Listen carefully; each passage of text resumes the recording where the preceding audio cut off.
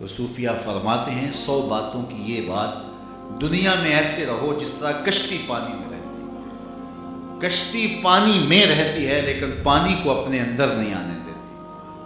کشتی پانی میں رہے تو تیرتی رہے گی، پانی اندر آ گیا تو ڈوب جائے گی۔ تم دنیا میں رہو خیر ہے، دنیا تمہارے اندر نہیں آنی چاہیے، اور اگر دنیا تمہارے اندر آ گئی تمہارے پلے کچھ بھی نہیں بچے گا۔ من نظر الی الدنیا نظر الحب اخرج اللہ تعالی من قلبہ نور الیقین والزہد۔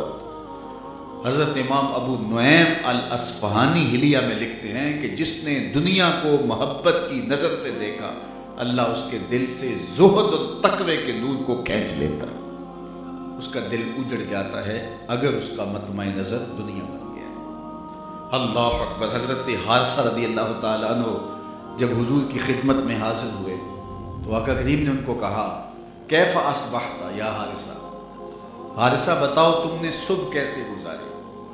تو انہوں نے کہا کہ میں نے حالت ایمان میں صبح کی ہے۔ تو کہا ہر دعوے کی کوئی دلیل ہوتی ہے، تیرے اس دعوے کی دلیل کیا ہے؟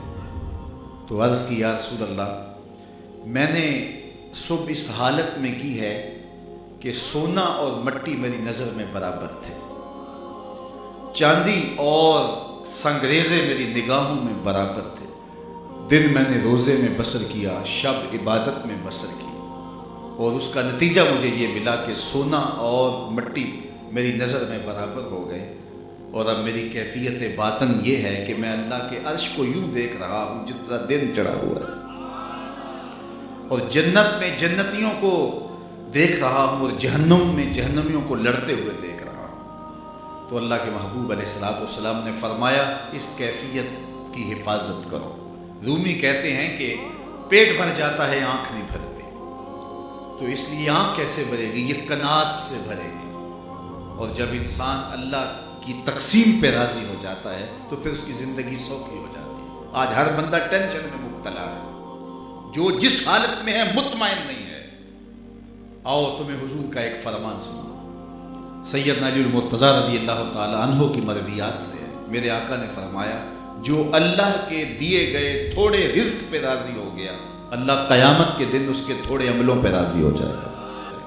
بندے تجھے تو ضرورت تھی، بچوں کی فیس بھی چاہیے تھی، 2-3 وقت کا کھانا بھی چاہیے تھا، تجھے بچوں کی بیماری کے لیے دوا بھی چاہیے تھی، تجھے سردی اور گرمی کے لیے لباس بھی چاہیے تھا، تجھے سر چھپانے کے لیے چھت بھی چاہیے تھی، لیکن تو راضی ہو گیا مجھے مالک جس حال میں رکھے میں واہ خوش ہوں۔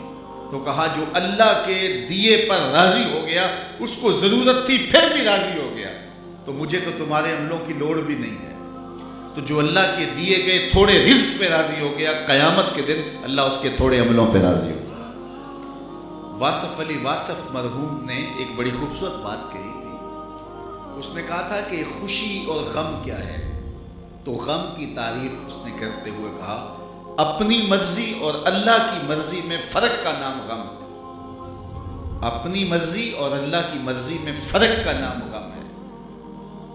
ہوگا وہی جو رب چاہے گا، لیکن بندہ جو کچھ اور چاہ رہا ہے تو پھر بے چینی اور اضطراب پیدا ہو جائے، غم بن جائے گا۔ لیکن اگر اپنی چاہت مالک کی چاہت میں گم کر دے تو پھر جس حالت میں بھی وہ رکھے بندہ خوش ہوگا، تو پریشانی ہی ختم ہو گئی۔ تو اللہ کی رضا پہ راضی رہنا یہ وہ دولت ہے جس سے اہل اللہ کو طمانینت نصیب ہوتی ہے۔ کھرب پتی لوگ دولت کے انبار رکھنے کے باوجود بھی قرات کی دولت سے مالا مال نہیں ہوتے، نیند کی گولیاں کھا کے انہیں نیند آتی ہے، اور یہ فقیر جن کے پاس کچھ بھی نہیں ہوتا چین کی نیند سوتے ہیں، ان کو قرار کیسے آ جاتا ہے؟ یہ رب کی رضا پہ راضی۔ جہانگیر دریائے راوی کے کنارے سیر کرتا ہوا گیا تو ایک ریت کے اوپر فقیر لیٹا ہوا تھا، تو فقیر کے قریب سے گزرا، اس میں جنبش ہی نہیں ہوئی، تو بادشاہ کے دل میں آیا کہ شاید اس نے مجھے پہچانا نہیں کہ میں کون ہوں، تو رک گیا اور فقیر کو کہنے لگا کہ کیسی زندگی گزر رہی ہے؟ تو فقیر نے بڑی بے نیازی سے دیکھا اور کہا کچھ تو تیرے جیسی گزر رہی ہے اور کچھ تیرے سے بہتر بھی گزر رہی ہے۔ اس نے کہا شاید تو نے مجھے پہچانا نہیں۔ کہا بادشاہ وقت تو پہچانتا ہوں آپ کو۔ تو کہا پھر یہ کیا بات کہہ دی؟ میرے جیسی زندگی کا تصور ہی نہیں ہو سکتا، یہ جائے کہ میرے سے بہتر۔ تمہیں شاہی دربار کے جمال کا کیا پتا، کس طرح وہاں حسن اور جمال اور خوبصورتیاں اور آسائشیں اور آسودگیاں ہوتی ہیں۔ کہا بادشاہ تو پھولوں کے بستر پہ سوتا ہے اور میں اس ریت پہ سوتا ہوں، جب آنکھ لگ جاتی ہے تو تجھے خبر نہیں ہوتی کہ میں کہاں لیٹا ہوں، خبر مجھے بھی نہیں ہوتی۔ اس وقت تیری اور میری زندگی ایک جیسی گزر رہی ہوتی، اور جب سحری کے لمحے ہوتے ہیں تو سو رہا ہوتا ہے، میں اٹھ کے مصلی بچھا لیتا ہوں، وہ زندگی تیری زندگی سے بہتر گزر رہی ہے۔ تو انسان پھر جب اس کی رضا کے سانچے میں ڈھل جاتا ہے تو پھر اس کو یہ دولت نصیب ہوتی ہے۔ مومن کے لیے موت تحفہ ہے، عام لوگوں کے لیے تو موت ایک بھیانک منظر ہے، لیکن تحفۃ المومن الموت، مومن کے لیے موت بھی تحفہ ہے۔ اسی لیے جب اہل اللہ انتقال کرتے ہیں تو ماننے والے عرس مناتے ہیں اور اس شادی کو کہتے ہیں، چونکہ یہ وصل محبوب کی گھڑیاں ہوتی۔ حضرت بلال حبشی کا جب آخری وقت آیا تو سانس ٹوٹنے لگی تو زوجہ سرہانے بیٹھی تھی، اس نے کہا واہ حسنا ہو، ہائے افسوس میرا شوہر مجھ سے جدا ہو رہا ہے۔ تو ابھی سانسیں باقی تھی تو حضرت بلال حبشی نے پلٹ کے دیکھا، کہا یہ کیا بول رہی ہو، مجھے مبارک دو، میں اپنے آقا محمد عربی کو ملنے جا رہا ہوں۔ یہ تو وصل محبوب کے لمحے ہوتے ہیں، تو موت تو تحفہ بن جاتی ہے۔ اقبال نے کہا تھا نا، نشان مرد مومن بات گوئیں چوں مرگ آئے تبسم بر لب حسن۔ تجھے اللہ کے بندے کی نشانی بتاؤں، جب موت آتی ہے لبوں پہ کامیابی کی مسکراہٹ ہوتی۔ حضرت خلیل اللہ کے پاس حضرت جبرائیل حاضر خدمت ہوئے، پوچھا کدھر آئے ہو، کہا قبض روح کے لیے آئے ہو۔ تو خلیل عربی میں گہرے یار کو کہتے ہیں، گوڑے دوست کو۔ تو کہا تجھے رب نے بھیجا ہے قبض روح کے لیے، تو میرے مالک سے جا کے کہہ کہ رب مجھے اپنا خلیل بھی قرار دیتا ہے اور تجھے میری روح کے قبض کرنے کے لیے بھیج دیا۔ کبھی کسی یار نے بھی یار کی موت چاہیے؟ کبھی آج تک ہوا ہے کوئی یار اپنے یار کی موت چاہے؟ تو جبریل واپس چلے گئے، بارگاہ ازدی مرض گزار ہوئے، مالک تیرے بندے نے یہ پیغام دیا، تیرے خلیل کا یہ پیغام ہے، بھلا کوئی یار بھی یار کی موت چاہتا ہے؟ کہا پھر جا اور میرے خلیل کو میرا سلام دے، اور جا کے کہے کبھی ایسا بھی ہوا ہے یار نے یار کو بلایا ہو، یار ملنے بھی نہ آئے؟ تو روح بے چین ہوگی، کہا جلدی کر میری روح قبض کر۔ تو موت پھر بھیانک نہیں ہوتی، تحفۃ المومن بن جاتی ہے۔ ربی بن حراش ایک بہت بڑے بزرگ ہوئے، جلیل القدر تابعی گزرے، ساری زندگی نہیں ہنسے، فرماتے تھے کیا خبر میرا انجام کیا ہوگا، اور جب تک یہ یقین نہ ہو دھڑکا لگا رہے یہ مومن کی زندگی۔ حضرت ابی ملیکہ تابعی کہتے ہیں میں 30 اصحاب رسول سے ملا ہوں، بخاری کتاب الایمان اٹھائیے، 30 اصحاب رسول سے میری ملاقات ہوئی ہے، اور کہتے ہیں ہر ایک ایمان کے بارے میں ڈاٹا فکر مند تھا کہ میرا خاتمہ ٹھیک ہو جائے۔ رنگا رنگ سہیلیاں پرن کڑے، پر پریا اوسلا جانیے جس کا توڑ چڑھے۔ کتنے لوگ ہیں کہ کس مقام پہ پہنچے ہوئے آخر عمر گمراہ ہو جاتے ہیں۔ ہمارے سامنے بلعام بن باورا کی مثال موجود ہے، بنی اسرائیل کا مستجاب الدعوات ولی تھا، اور جب ہاتھ اٹھا کے دعا مانگتا تو منہ پہ بعد میں پھیرتا، قبولیت پہلے ہو جاتی، اور پھر اسی کے بارے میں کہا گیا مثلہ کمثل الکلب، اس کی مثال کتے کی مثال، زبان لٹک گئی، زمین چاٹتا تھا مستجاب الدعوات ولی، لیکن انجام اچھا نہ ہوا، نبی کے خلاف ہاتھ اٹھا دیے، برباد ہو گیا، سب کچھ سلب کر دیا گیا۔ قرآن نے کہا اس کی مثال کتے کی مثال ہے، اسی لیے میاں صاحب بولے پڑھنے اتے مان کرینا تے نہ آکھی میں پڑھیا، او جبار کا ہاتھ صداوے متا روڑ دے دودھ کڑیا۔ جب تک یہ یقین نہ ہو کہ میرا انجام کیا ہے اتنی دیر تک دھڑکا لگا رہے، ڈر لگا رہے، یہ مومن کی زندگی ہے۔ انما الاعمال بالخواتیم۔ حضرت بایزید بستامی سے ایک بڑھیا نے پوچھا، حضرت ایک مسئلہ پوچھنے آئی ہوں، کہا پوچھئے۔ کہا میرے گدھے کی 2 مچھی ہے یا آپ کی داڑھی اچھی؟ یہ مسئلہ کو مجھے پوچھے پھر جانے کہاں پائے، لیکن بایزید رو پڑے، کہا بڑھیا تیرے اس سوال کا جواب فی الحال تو میرے پاس نہیں، یہ تو مرنے کے بعد ہی بتا سکتا۔ حضرت بایزید بستامی کا انتقال ہو گیا 72 سال کی عمر میں۔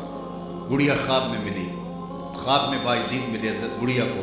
بڑھیا نے کہا حضرت میرا سوال اسی جگہ پہ کھڑا ہے۔ تو آپ نے اپنی داڑھی پہ ہاتھ رکھا اور کہا اللہ کا شکر ہے میرا خاتمہ ایمان ہو گیا، اب تیرے گدھے کی دم کو میری داڑھی سے کیا نسبت ہو سکتی ہے؟ بوڑھیا نے کہا حضرت مجھے بتائیے آپ کے رب نے آپ کے ساتھ سلوک کیا کیا؟ تو سنیے حضرت بایزید نے کیا جواب دیا۔ کہتے جب میں مالک کے روبرو حاضر ہوا تو میرے مالک نے مجھے پوچھا اے بوڑھے بتا میرے پاس کیا لے کر آیا؟ تو میں نے جواباً عرض کی مالک بادشاہوں کی چوکھٹ پہ جب فقیر آئیں تو بادشاہ فقیروں کو یہ تو نہیں پوچھا کرتے کہ کیا لے کر آئے ہو، فقیروں کو تو یہی پوچھا جاتا ہے کیا لینے آئے؟ میں لے کر کچھ نہیں آیا، تیری رحمت کا سوالی بن کے آیا ہوں، اللہ نے بغیر حساب کے میری مغفرت فرمائی۔ تو جب تک یہ یقین نہ ہو کہ میرا انجام کیا ہے، بندہ یہ مومن کا دل دہلتا رہتا ہے، نہ جانے اگلا لمحہ کوئی کمزور نہ آ جائے اور میرا خاتمہ ایمان پہ ہو جائے۔ تو یہ مومن کی زندگی ہے۔ ربی بن حراش تابعی ہیں، ساری زندگی ہنسے نہیں، فرماتے تھے کیا خبر میرا انجام کیا ہو۔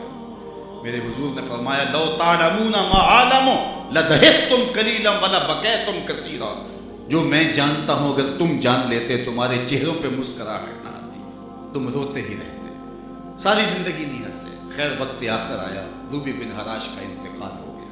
ان کے بھائی ربی بن حراش غسال کو بلا لائے کہ میرا بھائی فوت ہو گیا، انہیں غسل دے دو۔ وہ غسل خانے میں داخل ہوا، غسال تو فوراً باہر واپس آ گئے۔ کیا ہوا ہے؟ کہا یا تیرا بھائی بڑا عجیب ہے، ہوا کیا ہے؟ کہا نحن نغتسلہ وہو یتبسم، ہم اسے غسل دیتے ہیں یہ آگے سے مسکراتا۔ کہا میرے بھائی نے قسم کی تھی جب تک اچھا انجام نہیں دیکھوں گا نہیں مسکراؤں گا، تو آج مرنے کے بعد مسکرا رہا ہے تو اس نے انجام بخیر دیکھ لیا ہے۔ پورے شہر میں شور مچ گیا کہ ایک شخص مرنے کے بعد مسکرایا ہے۔ بعض نے کہا وہ گھڑی ہوئی کہانیاں ہیں، بھلا بندہ مرنے کے بعد بھی مسکرا سکتا ہے؟ بعض نے کہا یار بندہ تو اچھا تھا۔ ایک بہت بڑا ہجوم اکٹھا ہو گیا اور ان کے گھر کا رخ کرتا ہے۔